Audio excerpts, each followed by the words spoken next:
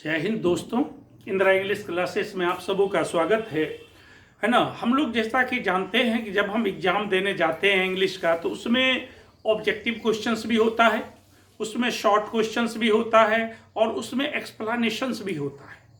तो चलिए अब हम लोग कुछ एक्सप्लेनेशंस का स्टडी करते हैं, है ना, उसको एक्सप्लेन करते हैं।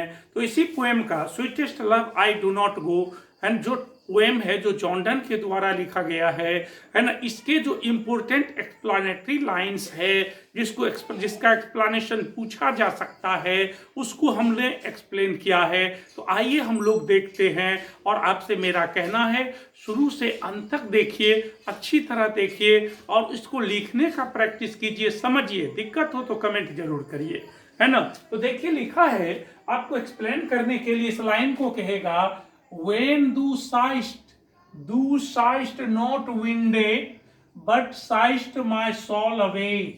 एक लाइन है जो sweetest love I do not गो का है। पोएट कहेगा इसको एक्सप्लेन करिए, इसके माध्यम से पोएट क्या कहना चाह रहा है ना।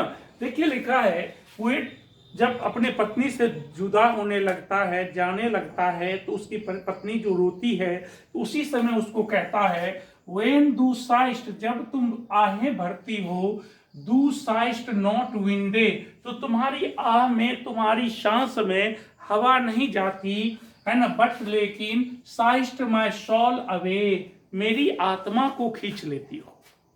ऐसा इसका मीनिंग है शाब्दिक, है ना। तो ये इसके माध्यम से पोएट क्या कहना चाहता है, इसको एक्सप्लेनेशन जब हम इसका करेंगे तो क्या करेंगे तो याद रखना है। तो जिस भी लाइन का एक्सप्लेनेशन आपको करने के लिए कहे, आप सबसे पहले वो किस पोएम से लिया गया है और उसको किसने लिखा है ये जरूर लिखना होता है ना। देखिए उसी तरह हम लोग लिखे हैं, दीज लाइन्स, ये पंक्तियां हैव बीन टेकन, ली गई है, from the poem sweetest love I do not go. Sweetest love I do not go कविता से, कंपोज्ड बाय, जो लिखी गई है, ए फेमस पोएट, एक फेमस मेटाफिजिकल पोएट, एक प्रसिद्ध मेटाफिजिकल पोएट के द्वारा, जिसका नाम है जॉन डन, है ना। तो यहां पर देखिए लिखा है ये लाइन, है ना, sweetest love I do not गो, जो जॉन डन के द्वारा लिखी गई कविता है उनसे ली गई है। देखिए लिखा, थ्रू दीज लाइन्स, इन पंक्तियों के द्वारा, द पोएट टेल्स, पोएट कहता है, हिज बिलव्ड वाइफ, अपनी प्रिय पत्नी को, नॉट टू वीप, नहीं रोने के लिए, एंड शाय, आहे भरने के लिए, at the time of their separation, अपने जुदाई के पर, फ्रॉम ईच अदर, एक दूसरे से। जब पोएट अपनी पत्नी से दूर होने लगते हैं, जुदा होने लगते हैं, उसकी प्रेमिका रोने लगती है और इस पर पोएट अपने बिलव्ड वाइफ को कहता है कि ये जुदाई का वक्त है, इस समय रोना नहीं है, क्योंकि एक तो जुदाई का दुख है और उसकी प्रेमिका जो है रो रो कर उस दुख को और क्या कर रही है, बढ़ा रही है।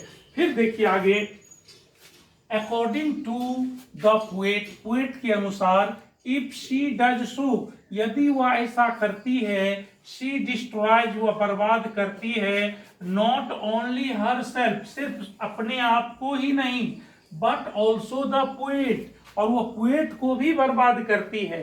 यानी पोएट का कहना है कि यदि उसकी प्रेमिका रोती है तो ये इसका, उसके रोने का प्रभाव, है ना, परेशानी उसकी प्रेमिका को ही नहीं होती बल्कि उसके, ये पोएट को भी होता है ना।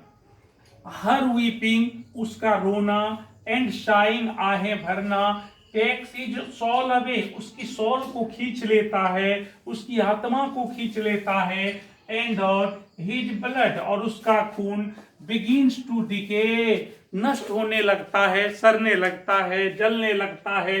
तो इस तरह पोएट, है ना, के द्वारा कही गई इस लाइंस का ऐसा एक्सप्लेनेशन होता है। आप अच्छी तरह देख लें, समझ लें। यदि कोई दिक्कत हो तो कमेंट जरूर करें और शेयर करना ना भूलें, है ना। कम से कम एक बच्चे को जरूर शेयर करें, उन बच्चों को, है ना, जो आपके दोस्त हैं, आपके जान पहचान के हैं, जो दूर दराज में रहते हैं, जिसकी पढ़ाई नहीं हो पाई है, उनको जरूर भेजें। Thank you for watching the video. जय हिंद।